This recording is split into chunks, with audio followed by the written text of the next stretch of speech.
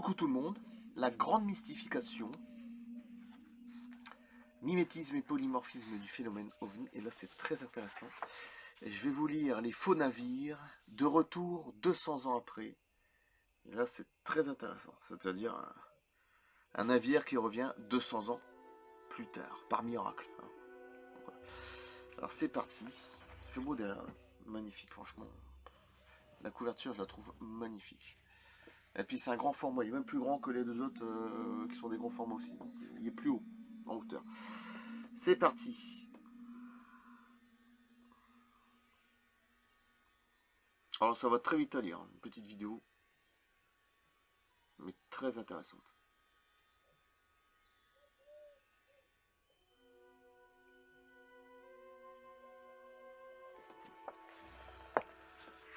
Alors, les faux navires de retour 200 ans après.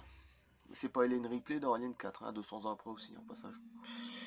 Bon bref, de retour 200 ans après. Une nuit d'avril 1972, dans le golfe du Saint-Laurent, au Canada, un curieux point lumineux a été repéré par Chester Andrahan, qui commandait une vedette de la surveillance des pêches.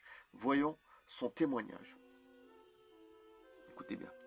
Quand la vedette se rapproche, le point devient tache au contour vague, puis la tache laisse apparaître un navire en feu. Il s'agit d'un voilier archaïque comme il en naviguait il y a 2 siècles. À la haute poupe, au mât trapu chargé de toile. Andrahan et son équipage sont stupéfaits. Soudain, le voilier d'antan disparaît d'un seul coup comme on éteint une lumière. Une enquête a montré qu'une dizaine d'années auparavant, les passagers d'un ferry boat, un pêcheur et une fillette avaient vu aussi un voilier incendié.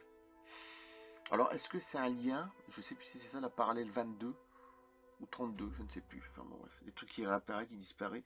Ce serait une sorte d'espace-temps, vous comprenez? Réapparition, bon bref. Je sais pas, enfin il y a un truc comme ça. Des recherches dans les archives de la marine à voile ont permis de constater qu'à 3 mois, le Jonathan avait brûlé dans le golfe du Saint-Laurent il y a environ 200 ans. Avait brûlé dans le golfe 200 ans. Une dispute à bord s'était produite à une lampe à pétrole, était tombée puis avait explosé au cours de la bagarre, qui s'en était suivi, ce qui avait embrasé le vaisseau. Un géologue d'une très grande intelligence a proposé comme explication la présence de poches de gaz dans le sous-sol du golfe, le fluide remontant à la surface de la mer puis s'enflammant à la chaleur du soleil. Le soleil en pleine nuit? Point d'interrogation. Ah, déjà, bon, bref. Pourtant, c'est marqué de très grande intelligence entre d'accord. Voilà qui est nouveau, sans parler de la description du navire fantôme et sa disparition instantanée. Oui, en plus, escamoté par un rationaliste borné s'étant ridiculisé en la circonstance. Voilà. Magnifique le géologue, hein, franchement, il y en a qui font des métiers magnifiques. Ils ont toujours des explications. Puis finalement, ça ne tient pas la route parce que le soleil en pleine nuit, il n'y a pas de soleil, je veux dire, qui brille comme ça d'un seul coup, au-dessus de la surface de la mer. Je veux dire, bon. En plus, c'est un voilier, après qui disparaît. D'accord, superbe. En tout cas, c'était une belle histoire. De retour 200 ans après. Et là, je coupe là. Et je vous dis à bientôt. C'est très petit, je sais. Bon, à plus. Je balancerai certainement une autre vidéo, je ne sais pas quoi, par la suite. Donc, à bientôt. Merci. Ça, magnifique. Magnifique, franchement. Et c'est que le... Parce qu'il y aura des autres après. Ah oui, de même format. Hein. Enfin, si il m'a bien expliqué, ça doit être ça. Hein. Si j'ai bien compris. Et oui, c'est pas fini, c'est pas fini. Voilà, je coupe, merci. À bientôt.